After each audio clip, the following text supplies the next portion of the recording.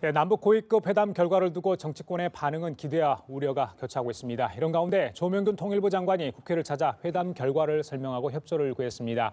한편 바른정당과의 통합을 추진하고 있는 안철수 대표가 중립파의 중재안을 거부하고 정면 돌파에 나섰고 반대파도 결사항전에 나설 태세입니다. 이 시간 허성우 국가디자인연구소 이사장, 유영화 한국외대 미네르바 교양대학 초빙 교수 두 분 모시고 정치권 이슈들 짚어보도록 하겠습니다. 안녕하십니까? 네, 안녕하십니까? 어서 오십시오. 네. 자, 오늘 대담의 첫 주제는 이런 키워드로 준비해봤습니다. 키워드 보시겠습니다.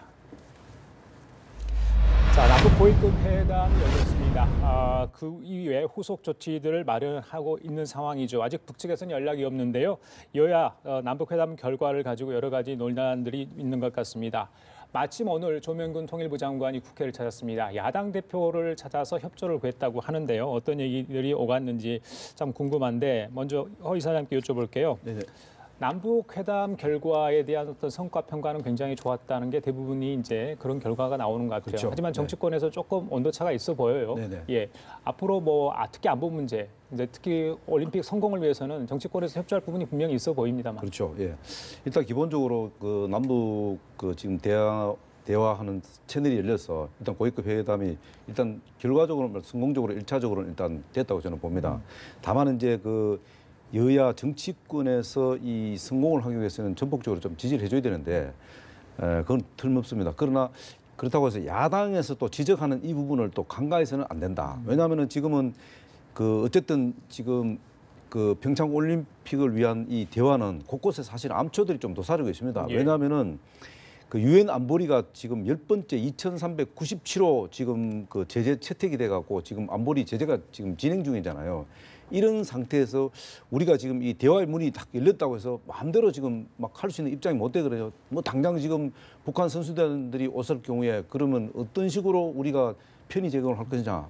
이런 부분들도 상당히 그 안보리 제재에 지금 규제를 받는단 말입니다. 예. 이런 것을 피해가면서 할 수 있는 지혜도 필요하고 또 이러다 보니까 어쨌든 지금 우리가 협상 테이블에서 가장 중요한 그 한반도 비핵화 문제 예. 이런 부분들도 같이 한꺼번에 테이블에 올려놓아야 되는데 그게 또 우선순위가 될 수는 없는 부분이다 보니까 예. 그게 좀 밀리는 경우가 있고 밀리는 것까지는 괜찮은데 이 자체를 정부에서 도외시한다면은 이건 또 우리가 일방적으로 밀리는 상황이다 예. 보니까 그래서 우선순위를 정한다 하더라도 한반도 비핵화 문제 이런 부분들까지도 협상 테이블에 올려놓을 수 있는 그런 좀 지혜가 필요하지 않겠나. 예. 그런 측면에서 볼 때는 그 야당에서 돌다리도 예. 두들겨 가면서 가자. 예. 이것도 하나의 뭐 좋은 충원이라고 봐야 됩니다. 알겠습니다. 네. 유 교수님, 네. 오늘 한병도 정무수석하고 이제 조명균 네. 통일부 장관이 같이 네. 그 안철수 대표와 홍준표 대표를 만났습니다. 이런 모습은 괜찮아 보여요. 예. 아주 잘한 거죠. 예. 왜냐하면은 지금 이 남북 관계를 풀어나가는 데 있어서 여러 가지 변수가 많지 않습니까? 대외적인 변수도 있지만은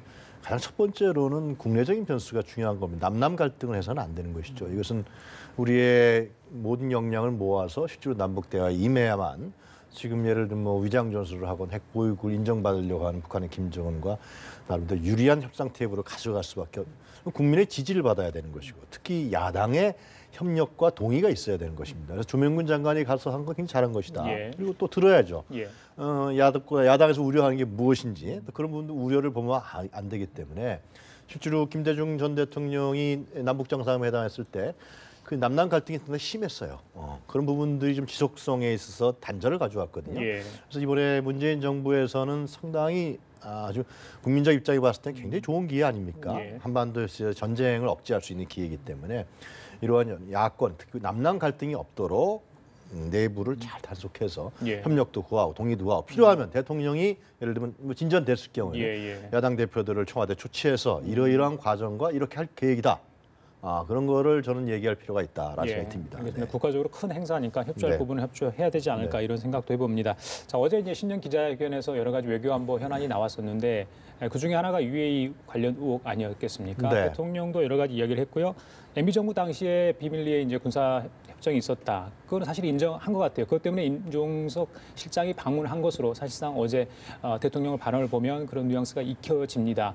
그런데 야당은 아무래도 아직까지도 좀 의혹이 말끔하게 해소된 건 아닌 것 같다. 일단은 임종석 실장으로부터 더 정확한 얘기를 들어보고 운영위에서 뭐 국정조사 얘기를 좀 하겠다 이런 입장인 것 같습니다. 이 부분은 어떻게 보십니까? 그러니까 지금 이제 그 외교적이고 정책적 측면, 특히 왕조 국가라는 측면 때문에 이게 보안이라든가 비밀을 지켜야 된다라는 측면들을 국민들이 많이 이해하는 것 같아요. 그래도 좀 처음에 임종수 실장이 뭐 아크 부대를 방문했다라든가 자꾸만 언론이라든가 야권의 공세에서 하나하나씩 벗겨지는 모습들은 세련된 모습은 아니었습니다. 물론 충분히 이해는 하지만은 그런데 이제는 거의 다 뭐 밝혀지지 않았습니까? 특히 김태형 전 장관의 인터뷰를 통해서 실제로 2009년도 이명박 전 정권 때 실제로 그 수주를 하기 위해서 원전 수주를 하기 위해서 비밀 군사 협정으로서 뭐 유사시에 한국군이 간다라는 이런 부분들을 맺을 수밖에 없었다.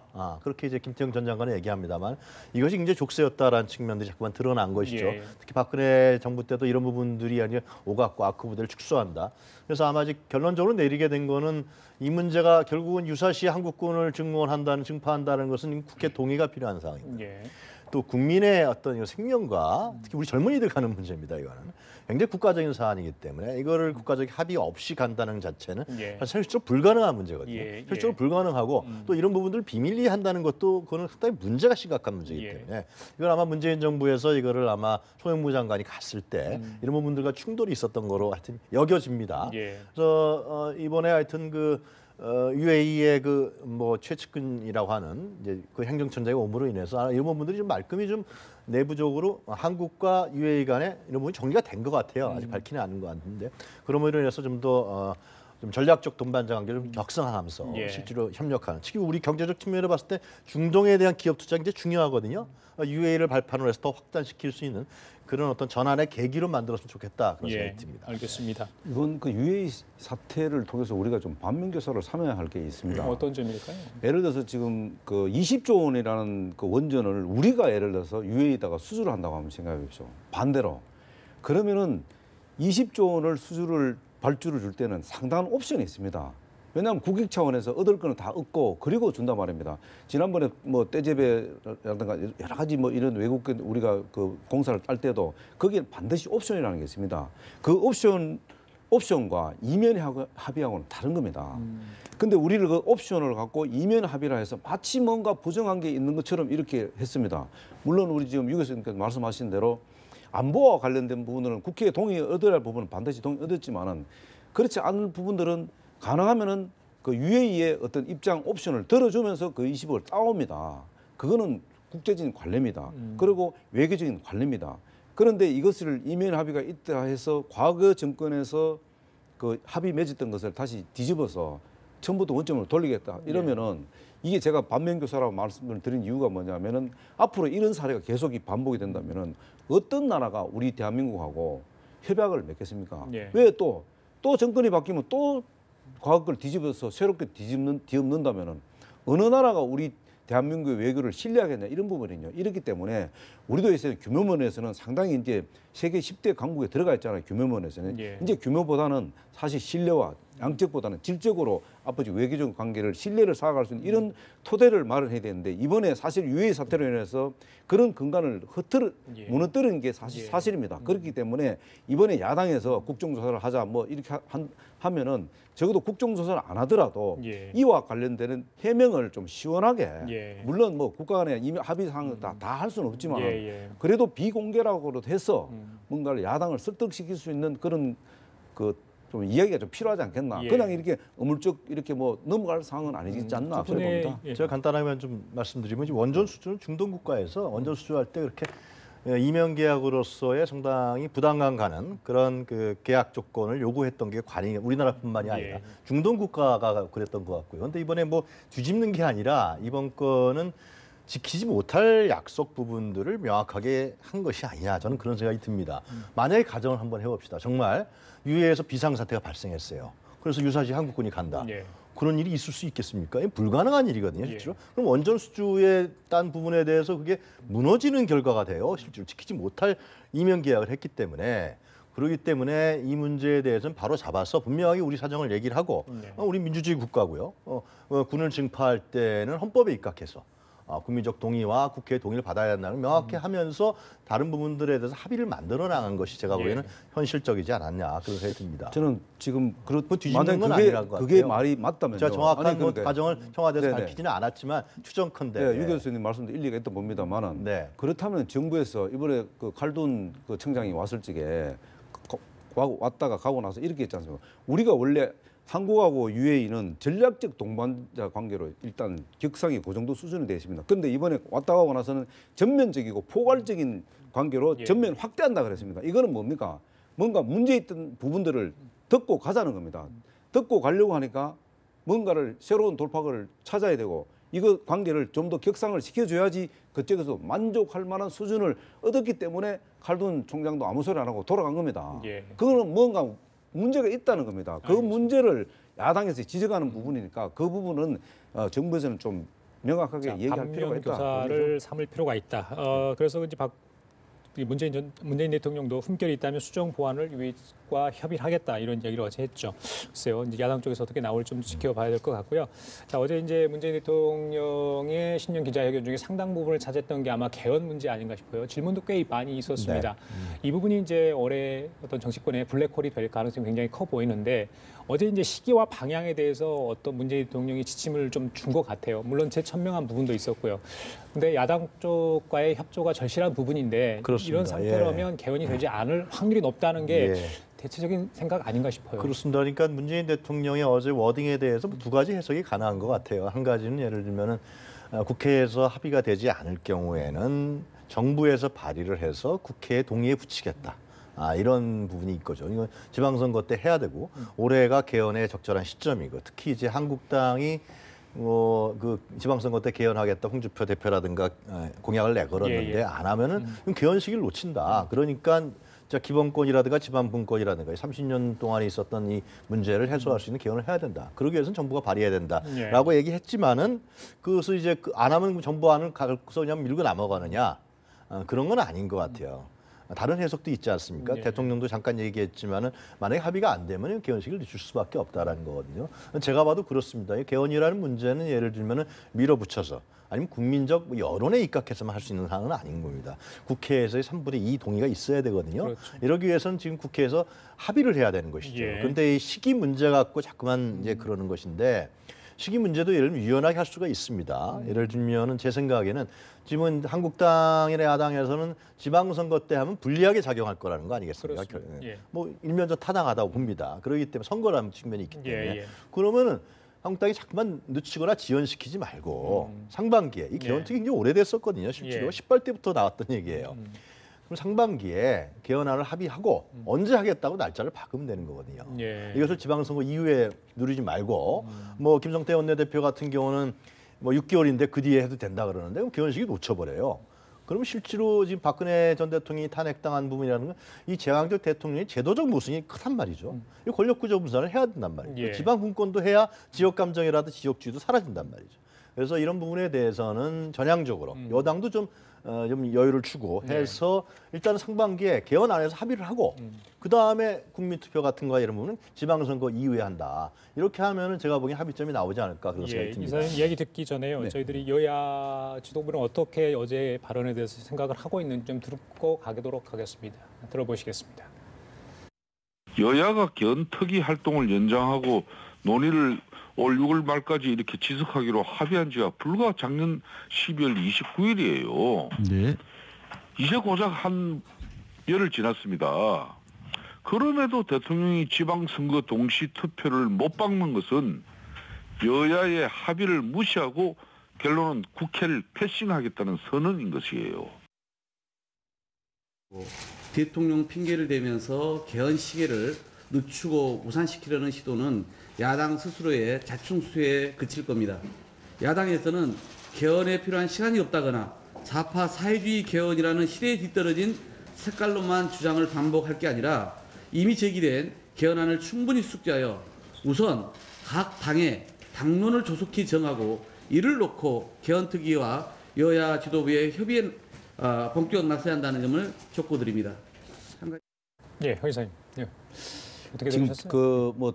일단 대통령께서 대선 기간 동안 공약을 지키겠다는 그런 의지 그런 부분을 사실 높이를 삽니다. 개헌하겠다는 의지는 확실한 것 같고요. 다만 이제 시기와 방법에 대해서 이거는 그 정부 안으로 밀어붙이겠다는 그런 어떻게 보면 뭐 일종의 말하는 좀 가이드라인을 제시를 하셨는데 국회 합의가 안 될 경우 합의가 안 될 경우를 전제하에서 그건 좀 저는 좀 바람직하지 않다 봅니다. 왜냐하면은 개헌이라는 것은 이게 한번 개헌을 하게 되면은 10년이 갈지 20년이 갈지 모릅니다. 우리가 지금 쓰고 있는 게 87 체제를 지금 쓰고 있는데 20년 지금 쓰고 있지 않습니까? 30년. 쉽지 않거든요. 30년 가까이 쓰고 있는데 앞으로 그럼 향후 이제 인권 문제라든가 지방 분권화 문제라든가 권력 구조 문제라든가 뭐 여러 가지가 있습니다. 이런 것들이 한꺼번에 손을 봐야 되는데 이것을 지금 대통령께서 지금 지난 한 해 동안 적폐청산하다 거의 1년을 보냈고 이제 새로운 뭐 국민의 삶의 질을 높이기 위해서도 1년을 보내셔야 되는데 그렇다면은 개헌과 관련돼서 여론조사 몇 번 언론에서 뭐 여론조사 해야 된다 말하는 이런 여론조사 몇 번 또 국회에서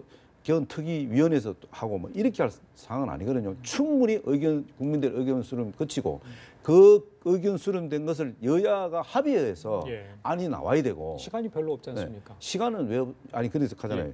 왜 굳이 지방선거에다 못을 박냐 이거죠. 그리고 야당에서 분명히 지방선거에서는 안 된다고 했잖아요. 제1야당에서. 제1야당에서요. 그 3야당, 4야당도 아니고. 그러면은 제1야당이 반대하면 안 된다는 게 뻔한 겁니다. 그런데도 불구하고 대통령께서 밀어붙이겠다는 개헌을 만약에 지방선거 때까지 안 하면은 그러면 야당 책임이다. 이렇게 또 갈 수 있거든요. 그 부분에 대해서 야당이 불쾌하게 생각하는 건 저는 일리가 있다고 봅니다. 그래서 좀 더 충분히 이런 그 논의 과정이라든가 이게 지금 6.3 지방선거 때 한꺼번에 하면은 대통령께서 지금 1,200억 정도 분리선거하면은 예산이 낭비된다는데 저는 예산에 대해서는 그 말씀하실 사항은 아니다고 봅니다. 왜냐하면 원전 중단할 때 우리가 1,200억이 손해봤습니다. 말할 수 한마디에. 이거 지금 대한민국 지금 구분을 결정하는 이 지금 헌법 개헌을 돈 1,200억 때문에 한다 안 한다 이게 말이 안 됩니다. 우리가 지금 국가 예산이 얼마 됩니까? 지금 이 규모 면에서 아까도 말씀드린 전 세계 지금 10대 강국에 들어가 있는데 돈 1,200억 때문에 국가 구분을 지금 통일을 전제한 이런 개헌을 만들어야 되는데 이것을 어떻게 함부로 할 수 있습니까? 저는 그 부분에 대해서는 좀 잘못됐다고 저는 봅니다. 대통령 어제 기자회견은 이제 현실적으로 봤을 때는 압박용으로 보는 게 좀 맞다고 생각이 들고요. 현실적으로 봤을 때. 야당을 압박하기 위해서 왜냐하면 개헌특위 말씀하셨는데 18대, 19대 때 이미 개헌특위에서 나온 합의안이 있어요. 국회에서. 그리고 20대 때도 작년 1년 동안 개헌특위가 있었어요. 정치적 결단만 필요한 거예요. 국회의원들이 자꾸만 당리당략이라든가 국가적 이익을 빼고 당리당략이라든가 뭐 선거라든가 이런 걸 통해서 자꾸 하기 때문에 개헌이 늦춰지고 국민적 요구가 반영이 안 되는 거거든요. 이것은 예를 들면 대통령이 압박할 수도 있는 것이고 국민들이 압박할 필요가 있어요. 그 1,400억이라는 문제는 지방선거 때면 비용이 절감되니까요. 여야 합의만 하면 지방선거 할 수 있는 거예요. 이런 부분에 대해서는 좀 전향적으로 할 필요가 있다. 알겠습니다. 자, 개헌 문제는 계속 두고두고 이슈가 될 것 같으니까 다음에 또 저희들이 좀 다뤄보도록 하고요. 다음 주제로 넘어가 보겠습니다. 저희들 키워드 이걸로 좀 준비해봤습니다. 키워드 보시겠습니다. 자, 국민의당 오늘 14일 의원총회를 엽니다. 통합의 진로를 결정할 것으로 보이는데요.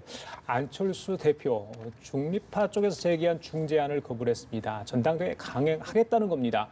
자, 어떻게 예상을 하세요? 지금 이제 시간도 얼마 남지 않았고 지금 내일 아마 당무위 소집을 하겠다 이렇게 하지 않았습니까? 전당대회 준비를 하겠다는 겁니다. 그런 것 같습니다. 그러니까 지금 내일 당무위를 소집해서 전당대회 날짜를 지정하겠다는 거예요. 당무위원회에서요. 전당대회 날짜를 지정하면 전당대회 하게 돼 있거든요. 그리고 이제 문제가 되는 전당대회 때에 뭐 폭력 사태라든가 문제점, 온라인 투표 이런 부분들 선관위에서 온라인 투표가 안 된다 그랬으니까 K보팅으로 지금은 아마 그런 안이 논의될 모양입니다.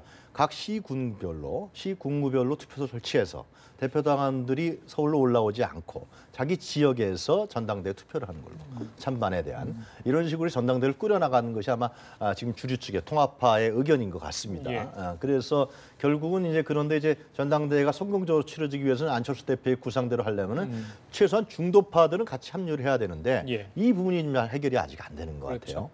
그래서 만약에 결국은 안철수 대표의 정치력인데 가능했으면은 반대파들 좀 설득해서 사실상 작년부터 같이 끌어냈어야 되는데 예. 물론 반대파의 어떤 막말 논란도 있었습니다만은 그런 부분들이 안 대표가 좀 부족한 측면이 있었어요. 하여튼 열심히 뛰어서 5분 응선은 넘었는데 마지막 5분 응선에 남아 있는데요. 이 뺄셈 정치를 하냐 덧셈 정치를 하냐 예. 이런 판가름만 좀 남아 있는 것 같습니다. 바른정당하고 맞물려 가기 때문에 이제 네. 김세현 의원은 탈당해서 이제 자유한국당으로 가기로 했고요. 이학재 의원은 남기로 네, 했습니다. 그렇습니다. 예. 유승민 대표가 조금 마음 한시름 덜었을 것 같아요. 그렇습니다. 아무래도 뭐 거의 통합이라기보다도 예. 이제 입당이 아니냐 뭐 이런 얘기까지 나올 정도였었는데 예, 실제로 예.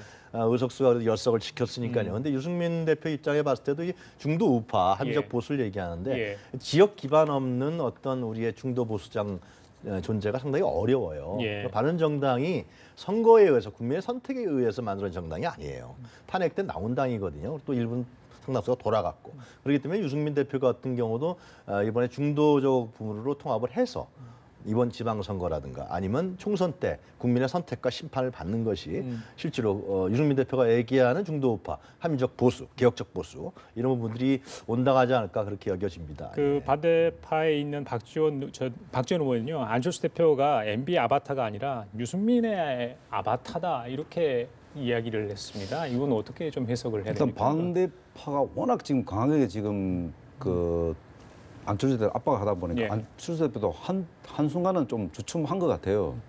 그러다가 지금 바른정당에서 뭐 김세현 의원도 빠져나오고 이렇게 탈당하다 보니까 이게 지금 동력이 떨어진다고 판단됐는데 어쨌든 유승민 대표가 그 안철수 대표나 유승민 대표가 일단 통합 후에 예. 이선 후퇴한다는 그 부분에 대해서는 명확하게 못을 박았잖아요. 안 된다라고 딱 하니까 그 부분에 대해서 상당히 탄력을 받은 것 같아요. 예. 이제 다만 제가 여기서 우리가 이제 안철수 대표는 기본적으로 본인이 옳다 하면은 반드시 그 일단 그것이 상처뿐인 영광이라 하더라도 일단 가고 보자는 그런 주의적인 정책을 지금 계속 해왔거든요. 예. 다만 이제 제가 좀 우려되는 것은 대개 보면 이제 해 넘기 전에 결혼하자 그러잖아요. 보통 일상적으로. 근데 급해서 이 이혼하고 결혼하다 보면은 이후 피하려고 하도 호랑이 만나는 경우가 있습니다. 이렇다 하더라도 통합이 됐다 하더라도 제3지대에 통합이 됐다 하더라도 이게 유승민 대표 같은 경우는 안보하고 지역에 대해서는 해갈이 되지 않으면은 통합하기 상당히 어렵다고 통합 전부터 계속 이야기를 해왔거든요. 지금 통합을 안 했습니다만은 막상 통합이 된 상태에서 이게 그 정체성 문제라든가 안보 문제라든가 이런 부분에 대해서 계속 당내에서 티격태격이 되고 당의 어떤 일치감을 못 이루어지면은 그러면은 결국 이혼해서 결혼을 한 것보다는 훨씬 이혼 상태가 훨씬 낫다는 거죠. 개발한 것보다.